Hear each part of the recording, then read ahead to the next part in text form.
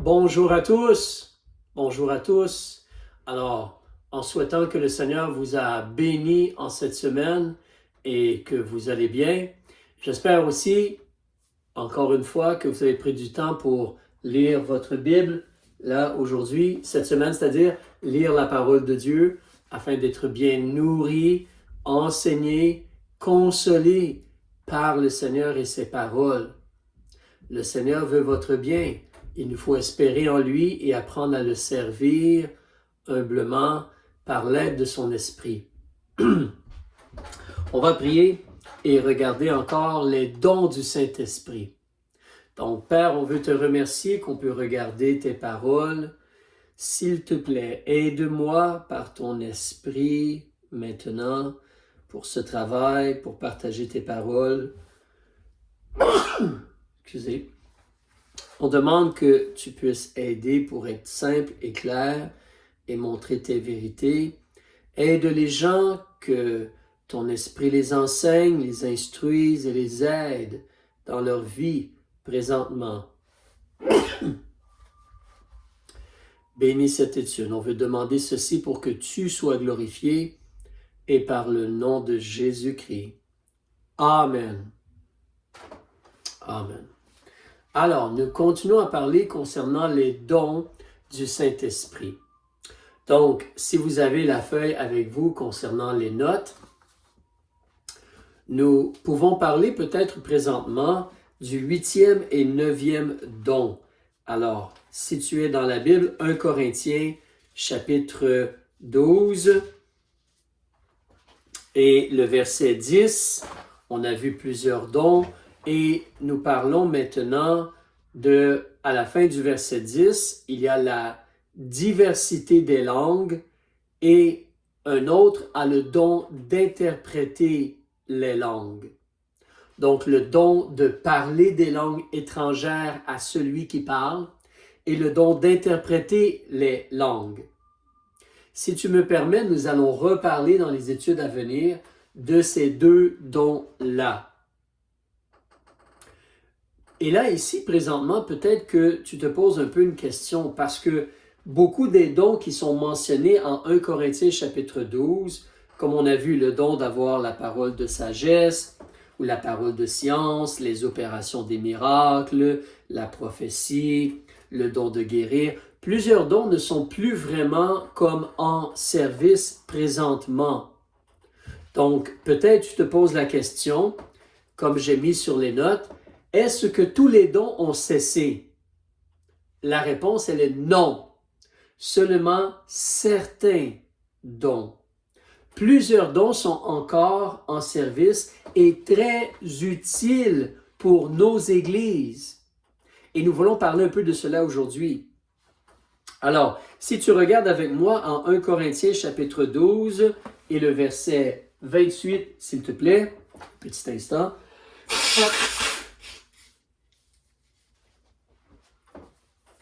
1 Corinthiens chapitre 12, regarde le verset 28 où c'est écrit sur tes notes aussi.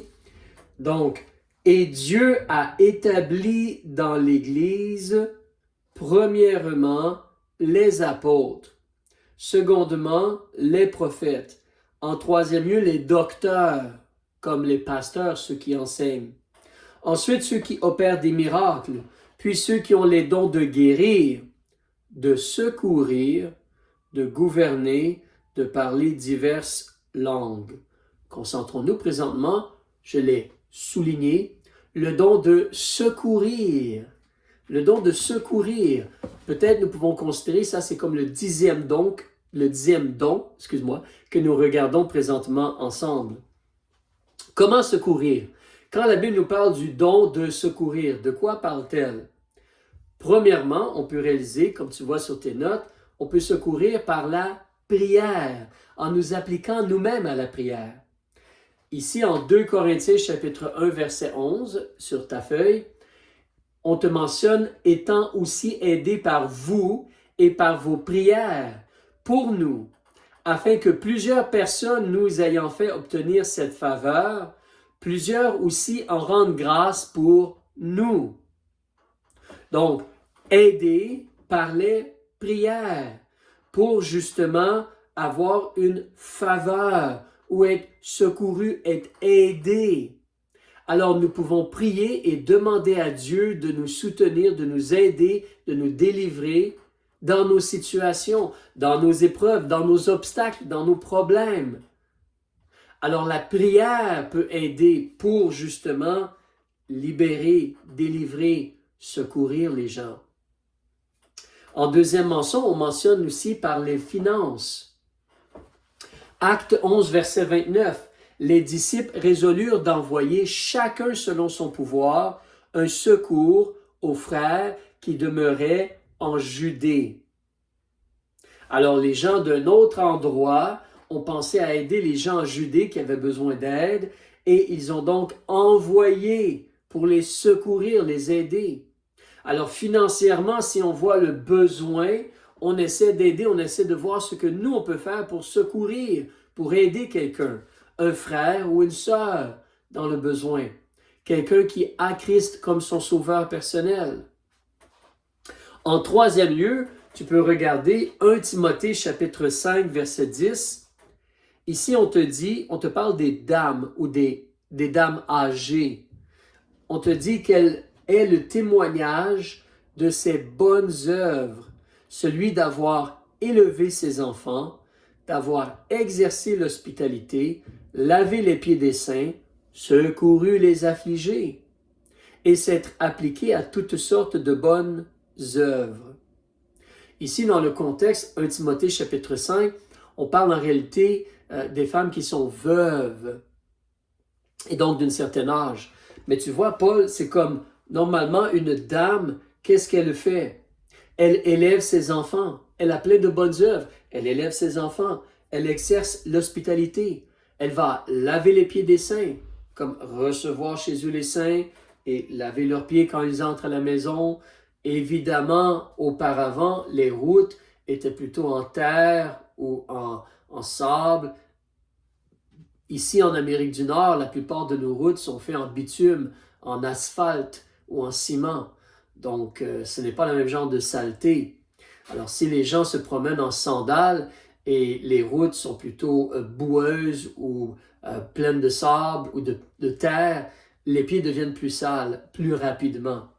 Mais on parle de laver les pieds des saints, de secourir ensuite les affligés et de s'appliquer à toutes sortes de bonnes œuvres.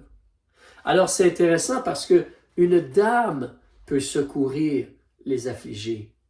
On peut secourir par la prière, on peut secourir par le réconfort, des consolations, des encouragements. Physiquement, on peut aider quelqu'un. Financièrement, on peut aider quelqu'un.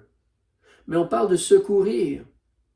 Ce qui est merveilleux, ce don-là, donc, il est encore aujourd'hui, l'Esprit de Dieu veut t'aider à secourir les affligés par la prière ou physiquement ou selon tes capacités financières. Mais l'Esprit veut t'aider à secourir les affligés. Et ce qui est encourageant, c'est que, en réalité, presque toute personne née de nouveau, toute personne qui a reçu Jésus comme son sauveur, par l'Esprit de Dieu, peut aider à secourir. Ce don-là, vraiment, il est comme possible pour presque tous les individus, tous les gens dans nos églises. Nous pouvons aider et secourir les gens. Il n'est pas nécessaire d'avoir un diplôme en biochimie pour aider à secourir les affligés. La prière, un désir d'aider, prendre ce qu'on a et voir pour essayer d'aider quelqu'un. Alors, mais ce don-là, nous pouvons et nous devrions, par l'aide de l'Esprit, le pratiquer, l'utiliser dans nos églises. D'accord. Tournons la page, s'il te plaît. Et bon, je mentionne dans le haut de la page, le don de secourir, c'est un don extrêmement utile pour nos églises. Et c'est un don qui est à la portée de presque tous les gens. Tu peux prier. Tu peux demander à Dieu d'aider et secourir.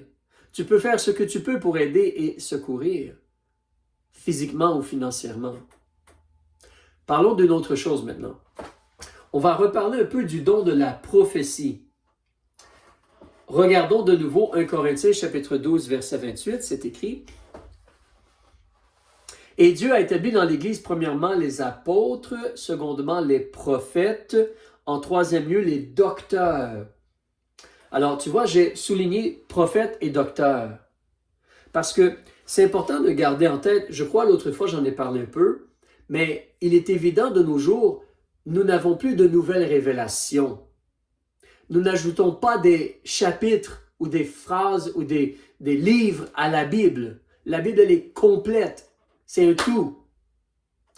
Et nous essayons de comprendre la Bible et l'appliquer dans notre vie. Donc, mais en réalité, un prophète, il avait comme un double ministère, dans le sens qu'un prophète pouvait rappeler ce que Dieu avait déjà dit, et un prophète aussi pouvait en même temps nous révéler de nouvelles choses que Dieu était pour faire, ou des choses à venir que Dieu devait accomplir, comme la venue du Messie, comme exemple. Alors, le prophète révélait le futur, mais il rappelait les vérités de Dieu. Et c'est là qu'un prophète ou un docteur, un enseignant, enseigne ou rappelle ce que Dieu a dit dans sa parole. Il va nous instruire, il va prendre les paroles de Dieu et nous les expliquer, nous les enseigner, nous les rappeler et nous aider à voir comment appliquer les vérités de Dieu dans notre vie. Je veux que tu considères, si tu prends ta Bible maintenant et tu regardes avec moi au chapitre 200, page 246, 1 Corinthiens chapitre 13, s'il te plaît. 1 Corinthiens chapitre 13, alors, page 246 vers la fin de la Bible dans le Nouveau Testament. Regarde avec moi le verset 8, s'il te plaît. On parle des dons ici. On va en nommer 3. Mais ici, on te dit, la charité ne périt jamais. Par l'aide de l'Esprit, on aime Dieu et on aime les gens, les frères et les sœurs, les gens, le prochain, même nos ennemis. La charité ne périt jamais. Quant aux prophéties, elles seront abolies. Les langues cesseront et la science sera abolie. Car nous ne connaissons qu'imparfaitement et nous ne prophétisons qu'imparfaitement. Mais quand ce qui est parfait viendra, alors ce qui est imparfait sera aboli. On va reparler de cela plus tard, mais considère ici, tu vois, les prophéties vont être abolies. La réalité, quand tu regardes les écrits de Dieu, tu vois que certains dons étaient temporaires. Alors, de la même façon, les langues vont cesser, le don de parler des langues étrangères, cela va cesser. Mais la prophétie, si tu recules avec moi, non, nous devons avancer, désolé. Après Corinthiens, il y aura le second épître de Paul aux Corinthiens, mais tu veux te diriger vers Éphésiens au chapitre 2. Donc, tourne avec moi à la page 274, s'il te plaît. Page 274, Éphésiens chapitre 2, et le verset, on va regarder verset 19, même débuter au verset 18. Donc, si tu es là, je vais lire un peu, verset 18. Car par lui, comme Jésus, nous avons les uns et les autres accès auprès du Père, dans un même esprit. Ainsi, vous n'êtes plus ni des étrangers, ni des gens de dehors, mais concitoyens des saints et de la maison de Dieu. Vous êtes maintenant enfants de Dieu, concitoyens avec les autres enfants de Dieu. Vous êtes des gens de la maison de Dieu, étant édifiés sur le fondement des apôtres et des prophètes, dont Jésus-Christ est la pierre angulaire. Vois-tu, Dieu a utilisé les apôtres et les prophètes pour nous donner ses paroles. Et le fondement, il est là. Donc, nous avons le fondement des prophètes et des apôtres entre nos mains. Nous avons les paroles de Dieu entre nos mains. Un prophète enseignait.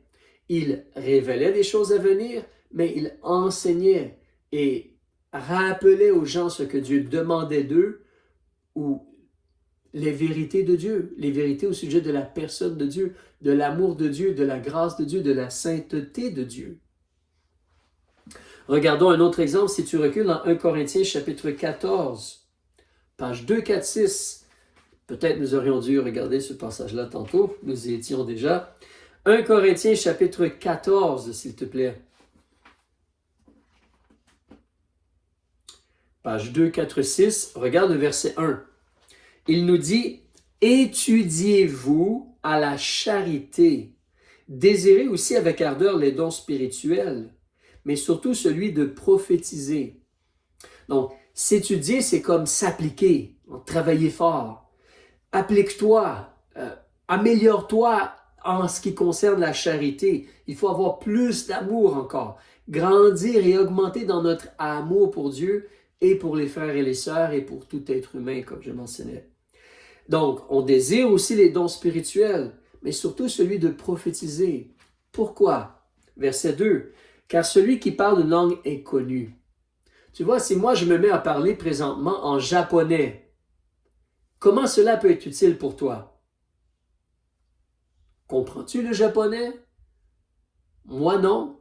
Je connais quelques petits mots peut-être, parce qu'un jour j'avais un ami qui était japonais, mais je ne comprends pas la langue japonaise. Alors, celui qui parle une langue inconnue ne parle pas aux hommes, mais à Dieu. Dieu comprend toutes les langues, puisque personne ne l'entend et qu'il prononce des mystères en son esprit. Mais celui qui prophétise, qu'est-ce qu'il fait? Il va édifier, construire les gens dans leur relation avec Dieu et dans leur foi. Il va exhorter et consoler les hommes par ses paroles. Alors tu vois, ça c'est comme la réalité encore de nos jours. Un pasteur, un docteur, un homme de Dieu prend les paroles de Dieu et il console les gens. Il exhorte les gens. Il enseigne les gens avec les paroles de Dieu. Nous faisons encore cela de nos jours avec l'aide de l'Esprit de Dieu. Mais nous ne révélons pas de nouvelles doctrines ou vérités. Un dernier passage ici, 1 Pierre, l'épître de Pierre vers la fin du Nouveau Testament. Tu veux regarder vers la page 332, s'il te plaît. 1 Pierre, chapitre 4. 1 Pierre, chapitre 4. On va regarder le verset 10 et verset 11. Que chacun emploie le don, comme Dieu t'a donné un don, par son esprit, un don spirituel. Que chacun emploie le don selon qu'il a reçu au service des autres. Tu te rappelles, les dons, en réalité, c'est pour l'édification de chaque Église, de notre Église. C'est pour l'édification des frères et sœurs autour de nous. Ce n'est pas pour nous élever, nous. Que chacun emploie le don selon qu'il a reçu au service des autres, comme de bons dispensateurs des diverses grâces de Dieu. Dispenser, c'est comme distribuer et donner. Alors, nous avons été bénis par Dieu, nous bénissons les gens autour de nous. Si quelqu'un parle ou enseigne, qu'il parle selon les oracles de Dieu. Un oracle, c'est comme ce qui sort de la bouche, un enseignement, une vérité, une prophétie. Alors, si quelqu'un veut parler ou être quelqu'un qui représente Dieu et qui est comme un docteur de la loi ou un docteur de la parole de Dieu ou un pasteur, il doit parler selon les paroles de Dieu. Il doit nous montrer ce que les paroles de Dieu disent. Il doit parler et dire des choses qui sont selon les enseignements qui sont trouvés dans le Nouveau Testament, dans la parole de Dieu, dans l'Ancien Testament. Alors, quand tu parles, quand tu enseignes, tu dois toujours enseigner. Alors, ça, ce sont la réglementation des prophéties. Si nous parlons, c'est à l'intérieur des vérités de ce que Dieu a dit. D'accord? C'est pour ça, comme tu vois dans tes notes, j'avais mentionné, on voit que la prophétie prenait fin, on voit que la prophétie il y a une fondation, ce sont les paroles de Dieu, le Nouveau Testament, oui aussi l'Ancien, mais nous on vit sous le Nouveau Testament présentement, sous les enseignements du Nouveau Testament. On voit la réalité de l'utilisation de la prophétie encore de nos jours. On prend les paroles de Dieu pour enseigner, consoler, exhorter. Tu as la réglementation. Si tu enseignes, c'est selon les vérités de Dieu. Ne tords pas les Écritures, ne change pas les Écritures, n'ajoute pas ou n'enlève pas aux écrits de Dieu. Ne fais pas cela. Il y a évidemment aussi, donc, dans ce sens-là, le don d'enseigner. Ici, on te parle justement de parler. Mais si tu recules avec moi, on va regarder en Éphésiens, chapitre 4. Page 275, s'il te plaît. On te dit au verset 11, en réalité, si tu regarderais les versets plus haut, on te parle d'un don. Les ouvriers de Dieu sont comme un don de Dieu pour les églises, pour son peuple, pour les croyants, les sauvés.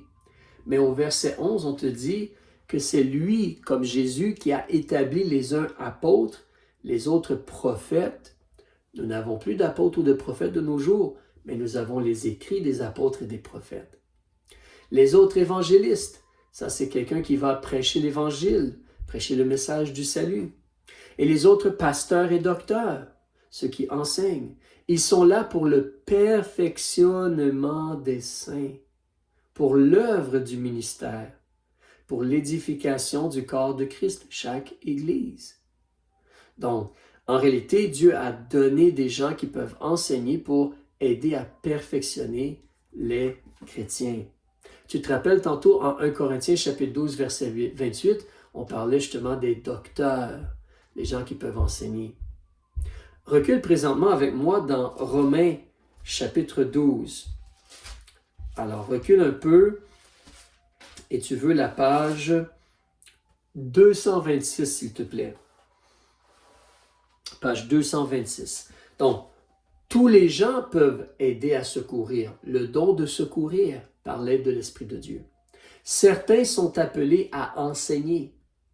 L'Esprit de Dieu touche ton cœur et l'Esprit de Dieu ensuite t'aide pour demeurer un enseignant de la parole de Dieu, pour aider à perfectionner les frères et les sœurs et édifier les églises. On parle ici donc ensuite du don de servir, comme avoir un ministère, servir, aider, une responsabilité dans l'assemblée. Romains chapitre 12, verset 7, on te dit justement, donc, si tu me permets, on va reculer au verset 6, ayant toutefois des dons, comme des dons spirituels, des dons différents, selon la grâce qui nous a été donnée. C'est Dieu qui nous a sauvés, c'est Dieu qui nous aide à le servir. La gloire revient à Dieu et nous aidons et nous édifions les frères et les sœurs. Alors, toutefois, on a des dons différents selon la grâce qui nous a été donnée, soit la prophétie pour l'exercer selon la mesure de la foi. Nous avons parlé de prophétie. Verset 7. Soit le ministère pour s'attacher au ministère. Soit l'enseignement pour s'appliquer à l'enseignement. Alors tu vois, le don d'enseigner par l'aide de l'Esprit de Dieu et le don de servir. On peut considérer spécifiquement comme un pasteur, évidemment, sert, il s'occupe des brebis du troupeau. Des brebis, du troupeau.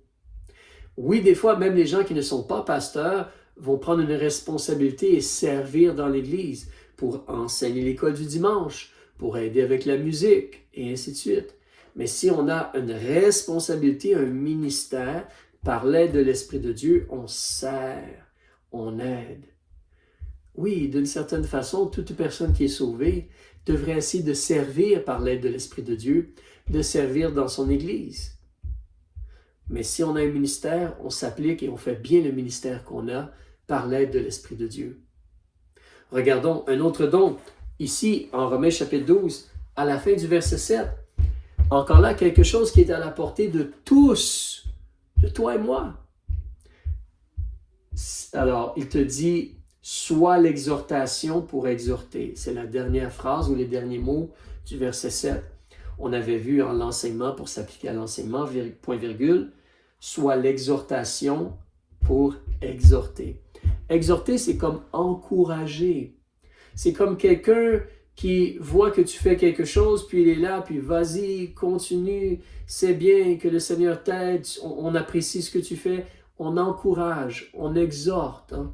Oui, ce n'est pas facile, mais n'abandonne pas, espère en Dieu, Dieu va t'aider, voilà d'autres promesses de Dieu, réclame les promesses de Dieu. Le don d'encourager donc. Nous avons besoin d'encouragement. et le don d'encourager par l'aide de l'Esprit de Dieu. Tu pourrais être un encourageur. Tu n'as pas besoin d'être astrophysicien pour encourager les autres. Tu es un être humain, tu as l'Esprit de Dieu en toi, tu peux encourager les autres. Donc, un avant-dernier don, toujours en Romains chapitre 12, regarde au verset 8. Celui qui distribue les aumônes, qu'il le fasse avec simplicité. Alors, on parle ici de donner des aumônes. Les aumônes, en réalité, le mot aumône nous parle de faire des dons aux pauvres, aider les gens qui sont pauvres. Alors là, ça revient encore un peu à la réalité des finances ou des capacités financières que l'on a. Mais Dieu bénit certaines personnes et Dieu donne une abondance des fois à certaines personnes. Et les gens ne devraient pas seulement penser à eux. Et ça, ce n'est pas du socialisme. Ce n'est pas le fait qu'on va tout mettre ensemble, puis tout le monde prend un peu. Non, c'est la réalité que moi, j'essaie de travailler fort, et Dieu me bénit, et j'ai une bonne récolte, et j'ai dans l'abondance. Et je vois quelqu'un dans le besoin, et j'essaie de l'aider. Et de l'encourager à se lever et travailler fort aussi, mais être prêt à l'aider. Alors, si j'ai les capacités, je devrais essayer de faire des aumônes ou d'aider les gens pauvres dans le besoin. Évidemment, les gens pauvres ont besoin d'être prêts à se lever et travailler et faire leur part aussi. Mais c'est un don. Les capacités que j'ai, l'abondance que j'ai, j'essaie d'aider les gens dans leurs besoins. La dernière chose aujourd'hui qu'on regarde, la miséricorde, le don de la miséricorde. Toujours en Romains chapitre 12, regarde le verset 8 maintenant. Donc on a vu les aumônes au début du verset 8. Celui qui distribue les aumônes, qu'il le fasse avec simplicité. Celui qui préside, qu'il préside avec soin. Celui qui exerce les œuvres de miséricorde, qu'il le fasse avec joie. Nous allons reparler de celui qui préside, si tu me le permets. Mais nous parlons ici de la réalité d'exercer les œuvres de miséricorde.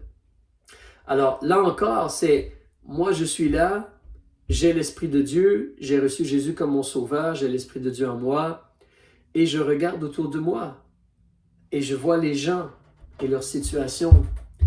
Comme Dieu, je dois avoir à cœur la misère des gens.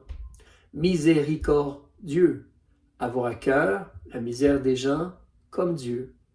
Donc, Dieu a vu ma situation, il a envoyé Jésus. Jésus est venu, il a pris mes péchés pour que moi, je puisse être délivré du jugement et devenir enfant de Dieu dans sa grâce. Alléluia! Amen!